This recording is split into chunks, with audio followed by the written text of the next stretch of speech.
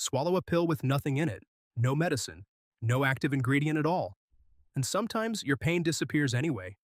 Not because you imagined it, because your body physically changed. Measurable chemicals, real relief, triggered by a sugar pill that did nothing on its own. This is the placebo effect.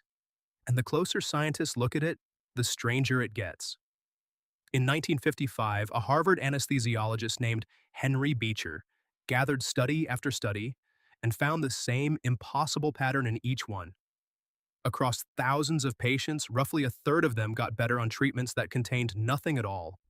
Fake pills were relieving real pain, real coughing, real distress, over and over in trial after trial. He called his paper The Powerful Placebo. And the word powerful was not an exaggeration. There is a story that followed Beecher for the rest of his life, from his years as a battlefield doctor. As it is usually told, when morphine ran short in his field hospital, wounded soldiers were given plain salt water and told it was a strong painkiller, and some of their pain eased anyway. That part is closer to legend than to hard record, so hold it loosely. But the effect it points to is real, and it is not just a wartime curiosity. The last pill that truly helped you may have worked partly for the very same reason. So, what is actually happening inside a body when nothing becomes something? For decades, that question had no answer. Then, a scientist in Italy named Fabrizio Benedetti stopped treating the placebo as magic and started treating it as biology. He gave people a placebo painkiller and watched their pain drop, exactly as expected. Then he did something clever. He gave them the same placebo again, but this time alongside a drug called naloxone, which blocks the body's own natural painkillers. And the placebo stopped working. That was the clue that cracked it open. When you believe relief is coming, your brain releases its own opioids, the same family of chemical as morphine, brewed inside your own skull. The sugar pill is not doing anything. Your expectation is.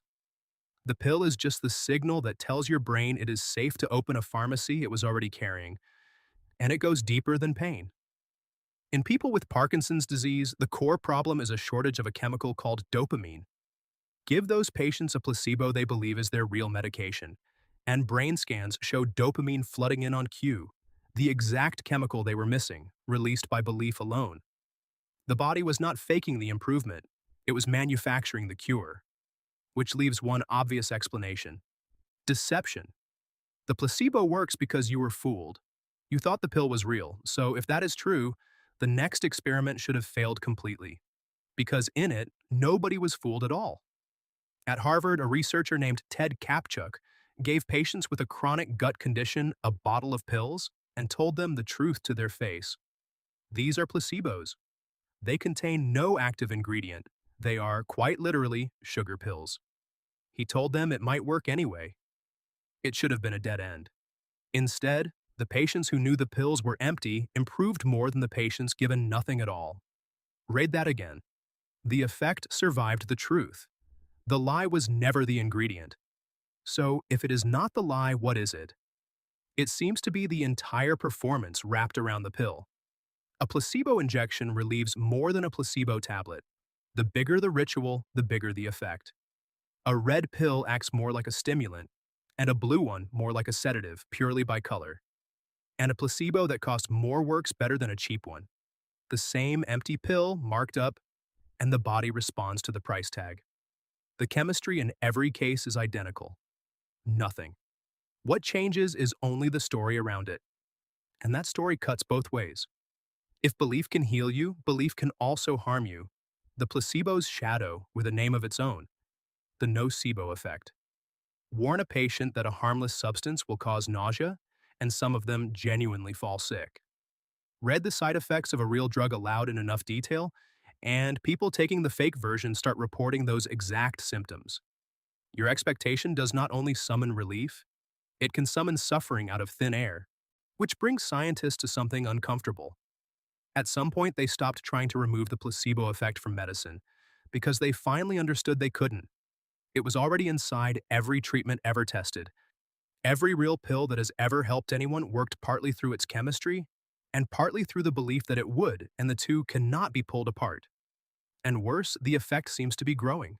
When researchers examined decades of American pain drug trials, the placebo response kept climbing year after year, patients responding more and more to nothing, until real drugs struggled to prove they were any better at all. The empty pill is a moving target. Something about the modern world is turning up its volume, and that raises a question most people would rather not sit with. If a belief in your head can reach down and change the chemistry in your blood, your painkillers, your dopamine, your symptoms, then how much of the rest of your body is quietly listening to what your brain expects? How much of what you feel right now is your chemistry answering a story you never knew you were telling? So swallow a pill with nothing in it. Now you know the secret. The nothing was never the point. The pill was only ever a key, and the medicine was already inside you. The world is weirder than you think, and so are you. If this cracked something open in your head, there is a lot more where that came from.